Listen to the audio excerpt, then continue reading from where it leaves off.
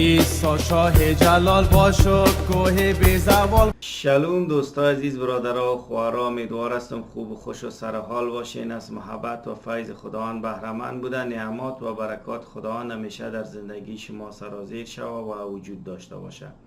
دوستا عزیز، بازم از تلویزیون اینترنتی مسیحیان افغان با یک برنامه جدید در خدمت شما قرار دارم و موضوع برنامه امروز ما پوشش سر یا حجاب است. یک موضوعی که امروز در بین مردم افغانستان بسیار بحث گرم و داغ او روان است و بیشتر از مردم درباره از این نظریات مختلف دارند. ما می‌خواهیم که از کتاب مقدس عقیده مسیحی ها را درباره پوشش سر خانم ها یا حجاب بر شما بیان بکنم و آیات از کتاب مقدس را در این مورد بخوانم و در این باره یک روشنی بندازم. دوستان عزیز، شکرگزار هستیم خداوند را که با ما هست و ما را کمک میکنه تا این برنامه را پیش ببریم و ما میخوایم خدمت دوستایی که ویدیوها را میبینن بگوییم که تلویزیون اینترنتی مسیحیان افغان همیشه در خدمت شماست و اگر شما خواسته باشین کدام شهادت یا پیام از طریق تلویزیون به نشر برسه، حتما اونا را به شکل آدیو و ویدیو یعنی صوتی و تصویری برای ما بفرستین و ما حتما پیام ها و شهادت های شما را به نشر میسپاریم و همچنان اگر کدام پیشنهاد، سوال و کدام انتقاد داشته باشین او را هم میتونین با ما شریک بسازین. شما میتونین از طریق تلفن، شماره تلفنی که در اینجا شما میبینین، یا از طریق واتساپ، وایبر، از طریق فیسبوک مسنجر، ایمیل و از طریق وبسایت ما با ما همیشه شما تماس بگیرین و ما در خدمت شما قرار داریم. با او عدد دوستایی که جواب پیاماشون تا هنوز ندادیم به خاطر که وقت ما و شما کم تفاوت داره و زمانی که ما به شما زنگ میزنم شاید ناوقت باشه در جایی که شما زندگی میکنین و شاید شما وقت زنگ میزنین به ما وقت ناوقت است و من خواب هستم. حتما یک وقت مناسب پیدا میکنیم تا با شما تماس بگیریم و ببینیم چی گفتنی های شما داریم. دوستان عزیز، برنامه امروز ما درباره موضوع پوشش سر یا پوشش موهای خانم ها یا مو کلمه اسلامیش که حجاب است. ما شما می‌فهمیم در افغانستان یکی از خانم ها به نام آریانا سعید که آوازخوان هستند درباره حجاب صحبت کردن و صحبت های از اونا قسمی که من صحبت هایشان دیدم و شنیدم، امو ویدیو را دیدم که صحبت های از اونا هم سوء استفاده صورت گرفت و مردم آمدن بسیار یک هیاهوی زیاد را برپا انداختن و بالاخره نظریات خود مردم ابراز کردند. البته آزادی بیان حق اساسی هر انسان است و میتونن نظر خود ابراز بکنن، ولی دوستان عزیز، ما با آریانا سعید و با حجاب اسلامی و با اینکه نظریات دوستای غیر مسیحی با اونا ما کدام کار نداریم، بلکه ما میخوایم که از کتاب مقدس درباره حجاب صحبت بکنم، درباره پوشش سر یا پوشش موهای خانم‌ها صحبت بکنم. کتاب مقدس در این باره چی میفرماید و مسیحا به چی عقیده هستند؟ کلیسای امروز چگونه درباره حجاب فکر میکنن و مسیحا درباره حجاب چی نظر و عقیده دارن دوستان عزیز و باور دارن؟ خب دوستان عزیز، ما میفهمیم که در زمانهای گذشته تا اگر ما شما به 100 سال گذشته ما شما یک نظر بندازیم و تصاویری که از او وقت مانده توسط همون کامراهای بسیار بیسیک و ساده که در وقت قرار داشته، شما میبینید که حتی در کشورهای غربی هم خانم ها به نحو یک پوشش سر داشتن موهای خود را میپوشاندند و خصوصا مسیحی ها و خصوصا یهودی ها و کسای دیگه که در اینجا زندگی میکردن. و همین رقم دوستان عزیز، اگر ما شما با بعضی از نقاشی هایی که از سالهای بسیار قبل مانده و اگر ما با اون نگاه بکنیم دوستان عزیز، هم ما شما میبینیم که در اونجا هم خانمایی که دیده میشن سرایشان مثلا با یک چادر یا با یک شال یا با یک تکه تکهی پوشانیده شده، یعنی اون پوشش سر خود را دارن. یعنی یک چیزی بوده که یک زمان فرهنگ بسیاری از مردمای دنیا بوده و فرهنگ مردمای وقتی بوده، نه یک دینشان یا مذهبشان یا یک خدا از اونا خواسته باشه یا دین یا مذهب از اونا خواسته باشه، بلکه فرهنگشان بوده و خانم‌ها معمولا سرای خود را میپوشاندن.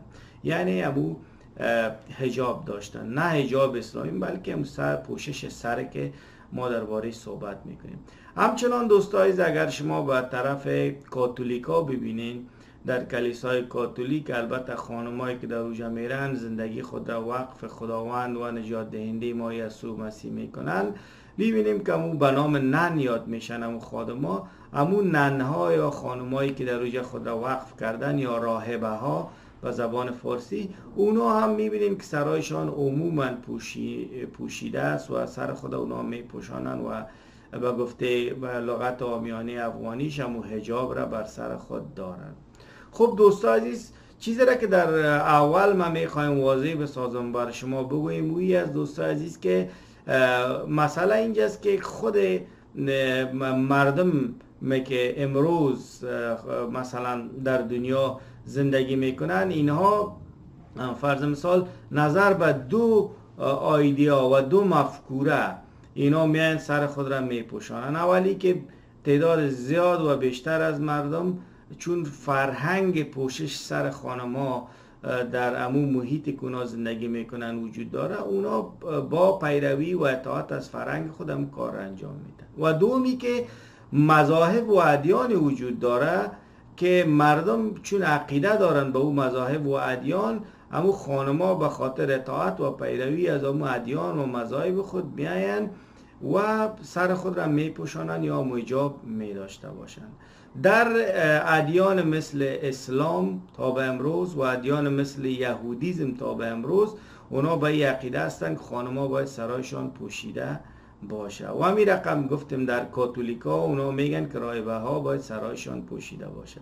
و حتی در کلیسای پروتستان هم یک بخش از کلیساها به این باور هستند که خانما تنها در جریان عبادت یک توتا تکه یا یک چیزی به شکل جالی بالای سر خود بگذارد، یعنی نشان بدن به شکل یک سمبولیک که ما سر خود را پوشاندیم. البته هم در کلیساهای بردرن یا برادران در این کلیسا بیشتر ما متوجه میشیم، البته کلیسایی که زیادتر سنتی و هستند. خب دوستان عزیز، ولی وقتی ما درباره مسیحیت صحبت میکنیم، مسیحیت نه فرهنگ است و مسیحیت نه دین و مذهب است، بلکه مسیحیت خدا پرستی است. و در مسیحیت مسیحا او چیزی را که خداوند برشان حکم کرده و فرموده از او پیروی میکنن. پس ما نمیریم تابع فرهنگ میشیم، نه تابع دین و مذهب. ولی در قسمت فرهنگ وقت ما میبینیم که بعض مواردی از فرهنگ به خوبی و به نیکی ماست و با ایمان مسیح ما کدام تضاد نداره، ما چیزای خوب از فرهنگ هم میگیریم، از فرهنگ ما هم میگیریم. دوستان عزیز، مثلا چیزای بد را که در فرهنگ افغانی ما نشان میدیم، مثلا اگر ما در سمت شمال باشیم، بلند کردن جنده یا رفتن به زیارت ها یا باور داشتن به تعویض یا دم و دود و شویست و نمیفهم دیگچی بی بی و غیره و غیره، این فرهنگایی هسته که مسیحای افغان هیچ وقت از این پیروی نمیکنن و ما با این چیز سر کار نداریم. شاید بیشتر از این ریشه مذهبی و دینی اسلامی هم نداشته باشه، ولی یک فرهنگ است که در بین مردم مسلمان و منطقه مانده، ولی ما از فرهنگ پیروی نمیکنیم.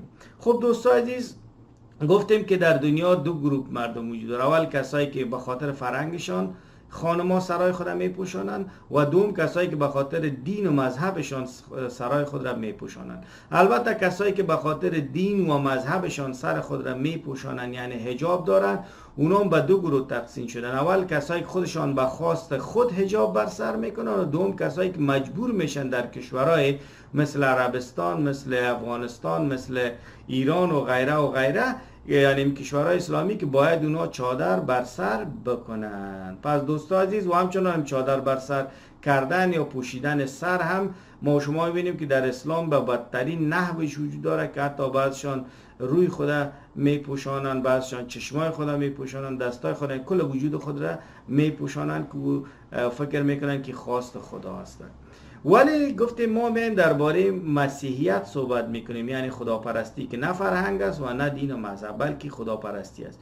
در مسیحیت اگر ما در کتاب مقدس نگاه بکنیم، در زمانهایی که اسحاق و ربکا، اسحاق فرزند ابراهیم پیغمبر، او وقت زندگی میکرد، خداوند هیچ چیز درباره حجاب یا پوشش سر نفرموده بود. ولی در او وقت ما میبینیم که در یک جای در کتاب مقدس که در پیدایش فصل 24 آیه 65 است، ربکا وقتی یک شخص را میبینه که بیگانه است، میگه سر خود را میپوشانه. یعنی در او وقت همین فرهنگ وجود داشت، خانم‌ها حتما وقتی یک آدم بیگانه را میدیدن سر خود را میپوشاندن و پوشش سر خود اونا باز در اون وقت چی میکردن؟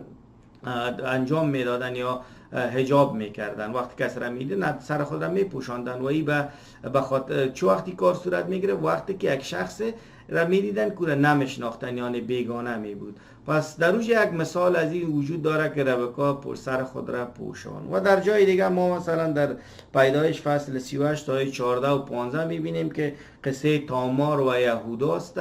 یهودا فرزند یعقوب پیغمبر که یعقوب بعداً اسمش را اسرائیل گذاشتن. یعقوب پیغمبر پسرش یهودا، او میبینیم که در قسمت تامار وقتی که یک شخص را میبینه که مثلا پدر خسرش، خب ببخشیم خسرش است، در اوجا او هم چی میکنه؟ سر خود را میپوشانه. در اینجا میگه خوب در این سر خود پوشان. یعنی منظورم از خواندن این آیات ها چیز، یعنی در کتاب مقدس در چند جای ذکر شده در عهد قدیم که خانم ها وقتی اشخاص را دیدن که از خودشان نیستن، یعنی از جمع محارمشان نیست، سر خود را پوشاندن، یعنی امو حجاب خود را که منظورش پوشش موهای سر است که امو را رعایت کردن. این در کتاب مقدس چند مثال وجود داره. ولی وقت ما و شما میریم به عهد جدید، در اینجا پولس رسول در یک قسمت به خانم‌ها میفرماید که شما در وقت عبادت سرای خود را بپوشانید. در وقت عبادت.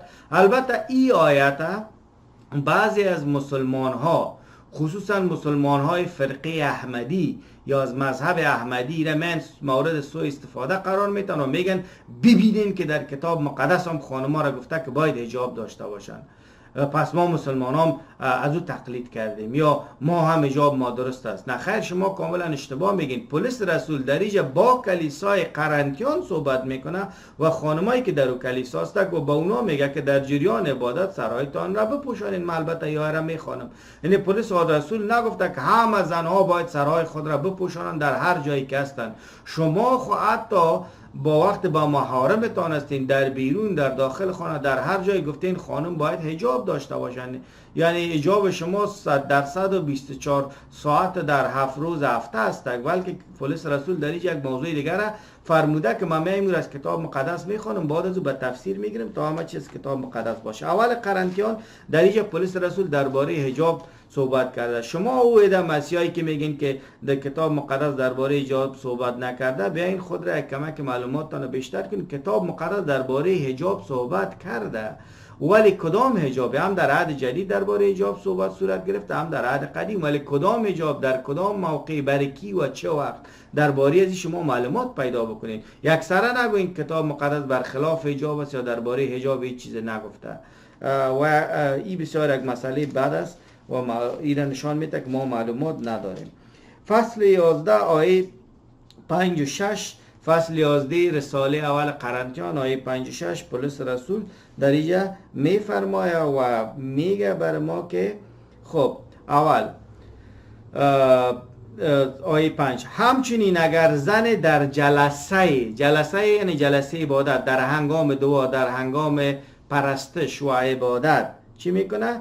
با سر برهنه دعا یا نبوت کند، به شوهرش به احترامی کرده، زیرا این مانند آن است که زن سرش را بتراشد. اگر زن نمیخواد سر خود را بپوشاند، باید موی سرش را بتراشد و اگر از این عمل خجالت میکشد، باید سر خود را بپوشاند. متوجه این دوستان، در اینجا پولس رسول میگه در هنگام دعا درباره دو موضوع در اینجا صحبت میکنم. اولی که کتاب مقدس درباره حجاب صحبت کرده. در عهد قدیم مثال‌هایی است که وقت زن‌هایی که در او وقت بودن، خصوصا خانمایی که او وقت مثلا خدا را میشناختن، وقتی یک شخص بیگانه را میدیدن، اونا پوشش سر داشتن و اون پوشش سر خود را اونا چی میکردن؟ در وقت یک شخص بیگانه رو میدیدن سر خود را تحت پوشش قرار میدن، یعنی حجاب خود را رعایت میکردن. ولی یک فرهنگ بود، چیزی نبود که از اونا خواسته شده باشه. یعنی در زمانی که ربکا و اسحاق زندگی میکرد و وقت شریعتی وجود نداشت که بر از اونا داده شد، پس کتاب مقدس بر از اونا نگفته بودی، فقط فرهنگی بود که از اونا از او اطاعت میکرد. یا در زمان تامار و یهودا همچنان کدام شریعتی وجود نداشت که از او خانم اطاعت کرده باشه و سر خود پوشانیده باشه. اگرچه او خانم در روز سر خود به یک هدف دیگه پوشانیده بود، ولی بازم پوشش سر نشان میده که در اون وقت یک فرهنگ بود. و همین رقم در جای مختلف دیگه در عهد قدیم که وقت نداریم درباره صحبت بکنیم، ولی در عهد جدید که این پولس رسول مشخصا به خانم‌ها میگه، به خانم‌های کلیسای قرنت که قرنتس یا قرنت، که شما بیاین و زمانی که در جلسه عبادت و دعا و پرستش میایین سرایتان بپوشانین و این پوشاندن سر نشانه اطاعت و احترام به شوهرایتان است. اگر سر خود یک کس نپوشانه با مثل عزیز که موی سر خود تراشیده، اگر کس نمیخواد که موی سر خود بتراشه پس باید سر خودم بپوشانه. یک توصیه است که در اینجا پولس رسول به این خانم‌ها میکنه. موضوعی که در اینجا مورد سوء استفاده توسط مسلمانان قرار میگیره او است که اونا میگن ببین کتاب مقدس هم گفته که شما حجاب بپوشین. کتاب مقدس در اینجا پولس رسول به کلیسای قرنته است آمده، قرنت یا قرنتس گفته که شما بیاین چی کنین؟ شما بیاین در جریان عبادت سرایتان بپوشانین. نگفته که همیشه. در کجای کتاب مقدس گفته که شما همیشه سرایتان بپوشانین؟ مثل شما در کجای کتاب مقدس گفته که حجاب بکنین؟ مسلمان ها همیشه دروغ گفتن. چرا دروغ؟ هم در قرآن به اونا اجازه داده شده و هم در حدیث بر مسلمان ها اجازه داده شده. در قرآن واضح میگه که اگر دروغ به نفع دین شما تمام میشه، دروغ مصلحتی بگوین. و همین رقم در احادیث سنی و شیعه هم مواردی وجود داره که اجازه میده که در بخشای مختلف اینا دروغ بگن. مثلا برای خانم خود دروغ بگن، مثلا برای نفع دین که تمام شد دروغشان دروغ مصلحتی باشه و جای دیگه. متوجه هستین؟ پس شما در اینجا میین دروغ میگن. در هیچ جای کتاب مقدس نیامده که خانما حتما باید حجاب داشته باشن. این کاملا یک مسئله دروغ به معنا و به مورد است. اگر شما میگین که پس چرا یهودیا کسایش که مذهبی است اونا به عهد قدیم یا به تورات باور دارن اونا چرا سر خودم میپوشانن؟ اونا کتاب دیگه در پاری تورات، تلمود و کتابای دیگه امروز دارن که از اونا پیروی میکنن، اشخاص مذهبی سر خودم میپوشانن. متوجه هستید؟ اگر شما میگین پس چرا کاتولیکام خود را مسیح میگن خانمای راهبه سر خود را میپوشانن؟ خانمای راهبه کاتولیکا 7 کتاب خاص برای خود دارن، در روی شاید قوانین را وضع کرده باشن کسی که راهبه است و خود را به خدا وقف میکنه و باید سر خود را بپوشانه، حجاب داشته باشه. ولی در مسیحیت هم چون موضوع ذکر نشده که خانم‌ها حتما باید حجاب داشته باشن. در پولس رسول دریجه فقط در یک مورد درباره پوشش سر خانم‌ها یا حجاب نیست که روی خود بپوشانن، چشمای خود بپوشانن، دستای خود بپوشانن، پایشان پوشیده شه، کالای بزرگ و کلان بپوشن. نه خیر، این فقط پوشش سر را کتاب مقدس پولس رسول گفته برای خانم‌ها در هنگام دعا و عبادت. ولی دوستان عزیز دریجه موضوعی است که در وقت ما کتاب مقدس را میخوانیم، هر بخش از کتاب مقدس را که میخوانیم باید ببینیم که در اینجا کی صحبت کرده، برای کی صحبت کرده، مخاطبینش کی بوده، در کدام زمان بوده، موقعیت جغرافیاییش کجا بوده، فرهنگ و مردم چی بوده، مشکلات و مردم و کلیسایی که در اونجا بوده چی بوده که همچی یک سخن صورت گرفته. وقتی این موارد ما مورد بررسی قرار ندیم و بیایم بگیم این پولس رسول گفته که شما در حداقلش در وقت عبادت شما مثلا سرتان بپوشانین، باید بپوشانین، بعد ما چی میکنیم که کلام خدا را غلط تفسیر میکنیم. پس در اینجا چی است؟ در کلیسای قرنتس اینا کسایی بودن که به نام هیتن یعنی هیدن، یک کسایی بودن در وقت که غیر مسیحی ها بودن و اونا قرارشانی بود که موهای سر خود را چی میکردن؟ مورد پوشش قرار نمیدادن. و اینجا در کلیسای قرنت یا قرنتس هم ما شما میبینیم دوستای عزیز که این بعض از خانم‌ها شاید با پیروی از امو خانم‌ها می آمدن سر خود را مورد پوشش قرار نمیدادن. و این سر خود را مورد پوشش قرار ندادن در فرهنگ او وقت یک نشانه بی‌اطاعتی از شوهر بود و در کتاب مقدس میگه که شوهر باید خانم خود محبت کنه و خانم باید از شوهر خود اطاعت بکنه. پس نشانه بی‌اطاعتی از شوهر بود و پولس رسول در اینجا به این خانم‌ها توصیه میکنه که نمی که شما در این فرهنگتان، در این موقع جغرافیایی، در این وقت و زمان و مکان سرتان تحت پوشش قرار میتین، در حقیقت این اطاعت است کیس از شوهرتان است. پس پولس رسول به اینا توصیه میکنه و به اینا میگه. شاید پولس رسول به کلیسای مختلف رفت و بر از اونا هم چی اگر حرف را نزد. پولس رسول به کلیسای مختلف رفت، شاید خانم‌ها در اونجا سرایشان پوشیده نبود، بر از اونا حرف را نزد، ولی در اینجا کامت این موضوع را برش گفت مثلا. ولی به این معنا نیست که پولس رسول هم از زنای مسیح را گفته که شما که وارد کلیسا شدین و در عبادت و پرستش دعا شروع کردین شما حتما سرایتان را بپوشانین. گفتم امروز یک بخش از مسیحا میان سرای خود را در جریان دعا و عبادت کلیسای بردرن میپوشانند، یا بعضی از کلیسای دیگه به نام مننایتا که اونا هم پوشش سر را مورد رعایت قرار میدن، ولی اونا یک بخش از فرهنگ خود ساختن. میدانن کتاب مقدس همچون یک چیز را حکم نکرده و سریع و واضح بر از اونا نگفته. ولی دوستای عزیز، ما میبینیم که 80 یا 90% کلیسای دنیا خانم‌ها هر طوری که دلشان میخواه رقمی چی میکنن، یا سر خود تحت پوشش قرار میتن یا نمیتن، همون حجاب را رعایت میکنن یا نمیکنن. چرا حجابی وجود نداره در طرف مسیحیت که حتما خانم او را رعایت بکنن.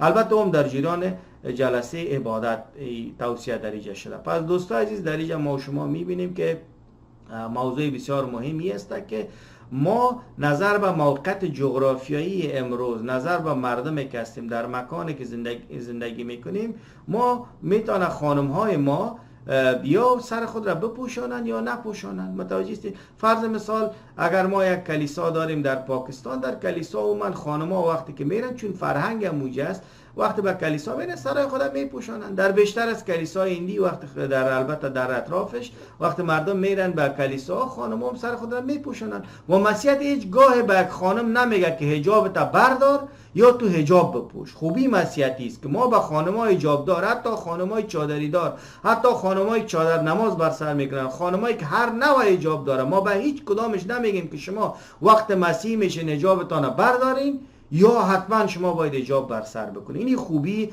مسیحیت از دوستان عزیز. امیدوار هستم که شما حتما مورد این موضوع را حتما در نظر بگیرین. مثلا یک کلیسا ما می داشتیم در افغانستان، در شهر هرات، خانم‌ها چادر یا چادر نماز بر سر کردن داخل کلیسا، ما هیچ مشکلی با اونا نداریم. ما یک کلیسا می داشته باشیم در یک منطقه کوچی نشین و خانم‌ها با اون چادرای بزرگ کوچی خود میان وارد کلیسا میشن، ما هیچ مشکلی با اونا نداریم. یک کلیسا می داشته باشیم در یک منطقه دیگه که مردمش چادری میپوشن، ما با اونا هیچ کدام مشکلی نداریم. یک کلیسا می داشته باشیم در یک شهر افغانستان که در اونجا ما میبینیم که خانم‌ها با چادر مثلا جالی یا یک چادر کوچک میان وارد کلیسا میشن، ما با اونا هیچ مشکل نداریم. ما یک کلیسای دیگه می داشته باشیم در داخل افغانستان، خانم‌ها نمیخوان چادر بر سر بکنن، با اونا ما هیچ کدام مشکل نداریم. یعنی کتاب مقدس و مسیحیت با اینا هیچ کدام مشکل نداره. چرا؟ خدا با اینا مشکل نداره. اگر ما و شما ببینیم در 10 حکم موسی در شریعت هم ببینیم کدام حکم درباره حجاب در اونجا صادر نشده، و مثل که در قرآن گفته بهترین خانم‌ها کسایی که سرای خود میپوشانند در داخل 4 دیواری خانه باشند، همچنین چیز ما نداریم در کتاب مقدس. متوجه هستین؟ پس در اینجا در مسیحیت حجاب که است اختیاری است. دلت حجاب میکنی، دلت نمیکنی، هیچ مشکلی وجود نداره. کسی حجاب کنه ما به اون نمیگیم شما حجاب بکنین، کسی حجاب نکنه ما به اون نمیگیم که حجاب نکنه. البته ما چیکاره؟ کتاب مقدس بر از اون نمیگه. متوجه هستین؟ پس متوجه، اگر در امریکا خانم‌ها میرن با یک چادر داخل کلیسا خوب است، نمیرن دلشان. اگر ما گفتیم با این هیچ کدام مشکل نداریم. البته حجاب مشکل ما نیست، قلب خانم مشکل ما است. ما میخوایم خانم قلبش خوب شود. یا خانم میتونه هر قدر حجاب بزرگ داشته باشه، روی دست چشم همه جای خود بپوشانه، ولی قلبش نادرست باشه و او میتونه که مثلا کارهای را انجام بده، کارهای را برخلاف خواست خدا باشه، نه ضررش به خودش و به بشر و به خدا برسه. متوجه هستین؟ البته به خدا ما ضرر رسانده نمیتونیم. میگه برخلاف خواست خدا عمل میکنیم، بی‌اطاعتی ما در حقیقت یک عمل است که برخلاف خدا انجام دادیم. دوستان عزیز، در اینجا میشه خانم سرش هیچ چادر نداشته باشه، مثلا دامن کرده باشه، یک لباس کوتاه پوشیده باشه، ولی اونم قلبش خوب باشه و مطابق به خواست خدا عمل بکنه. پس برای ما قلب مهم است، قلب مطرح است دوستای عزیز، نه حجاب شخص. پس حجاب در مسیحیت اختیاری است، دل کسی که حجاب میکنه، دل کسی که نمیکنه. ما بالا از هیچ نوع فشار گذاشته نمیتونیم. و در یک پلیس رسول بر خانم‌ها در کلیسای قرنطس گفته مطابق با اون شرایط وقت و مطابق با اون فرهنگ او مردم که در روی چیزی که رایج بود، و چون پلیس رسول از قلب اونا میدانسته که اینا قلب از اینا وقت در کدام حالت قرار داره، پس پلیس رسول توصیه را بر از اونا در روی کرده. یک موضوع بسیار مهم است دوستای عزیز. و امروز هم اگر در یک کلیسا مثلا ما و شما میبینیم که در یک جای پوشش کس وقت پشت سر خود مورد پوشش قرار نمیده، در اونجا یک مسئله خوب و نادرست است، که شاید ما برش بگیم که خب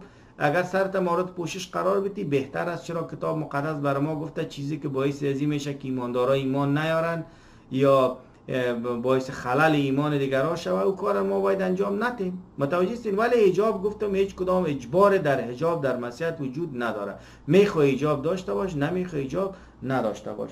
که موضوع کسایی را که برخلاف حجاب است اونام بشنون. موضوع دیگه را که دوستای عزیز از اول تیموتائوس برای شما میخوانم، از اول تیموتائوس یوم درباره خانما گفته شده و پولس رسولی را بر ما گفته. اول تیموتائوس فصل 2 آیه 9 فصل 2 آیه 9 بر ما در اینجا میگه. خب ببخشید، فصل 2 آیه 9 در اینجا بر ما میگه زنان نیز باید در طرز پوشاک و آرایش خود باوقار باشند. زنان مسیح باید برای نیکوکاری و اخلاق خوب خود مورد توجه قرار گیرند، نه برای آرایش مو و آراستن خود به زیورالات و لباسهای پرزرق و برق. پولس رسول در اینجا یا حتی مسلمان ها میاین مورد سوء استفاده قرار میتن. اون گفته که لباسهای پرزرق و برق و آرایش و زیورالات چیزا باید خانمای مسیح نپوشند. پولس رسول موضوع را نگفته. پولس رسول گفته امو لباس را بپوش که مناسبت باشه.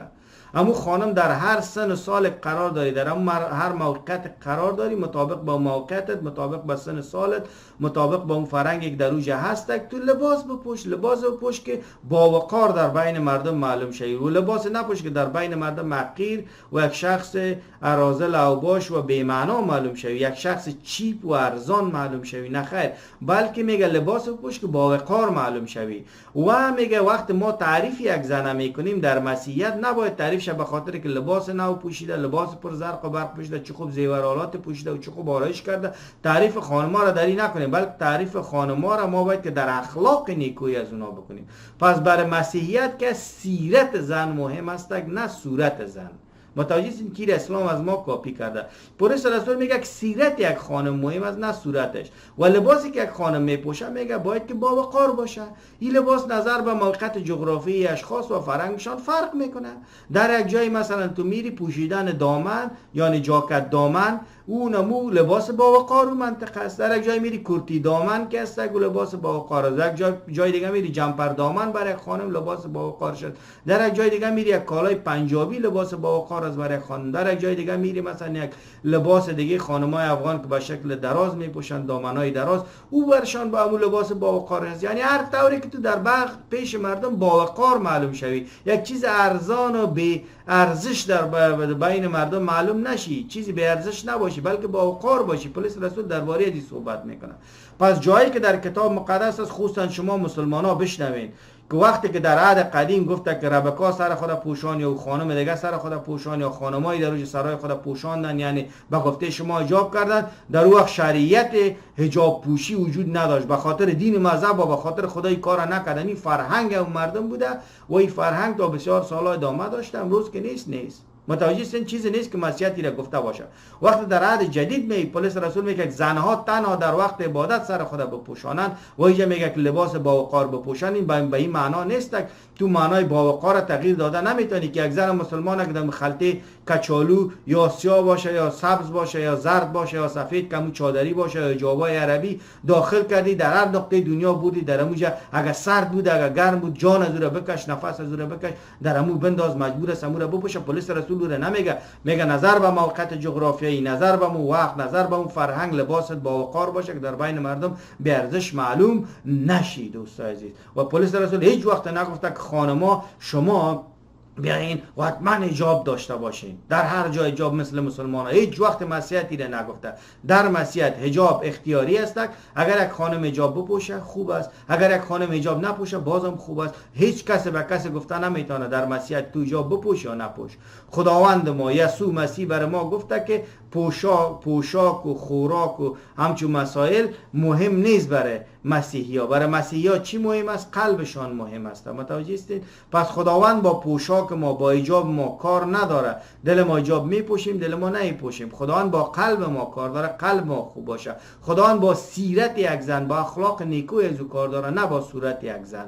این موضوعی است که کتاب مقدس برای ما تعلیم میده. و در آخر دوباره میخوایم خلاصی از این بگویم که تعلیم مسیحیت درباره حجاب است که مسیحیت درباره حجاب این مسئله را طور برای مسیحی‌ها بیان کرده که حجاب خودش اختیاری است. اگر کسی میخواد حجاب بپوشه، اگر کسی نمیخواد حجاب نپوشه. البته مسیحیت به هیچ شکل نگفته، یعنی گفته دل شما انسان است هر نوعی که خوراک و پوشاک بر انسان مهم نیست. متوجه هستید؟ پس اگر شما میخواین حجاب داشته باشین، اگر میخواین که حجاب نداشته باشین میتونین نداشته باشین. ولیش لباسی که میپوشین یک لباس باشه که شما را کم ارزش نشان نده، نه از لحاظ اقتصادی بلکه از لحاظ سیرت شما را کم ارزش نشان نده که در بین مردم سبک معلوم شه. این موضوع را حتما کتاب مقدس برای ما بیان کرده. پس دوستان عزیز، کتاب مقدس گفتم با قلب انسان کار داره، سیرت زن را کار داره، نه صورت زن را، که یه نه حجاب زن را، نه لباس زن را، بلکه می قلبت خوب باشه. وقتی قلبت خوب بود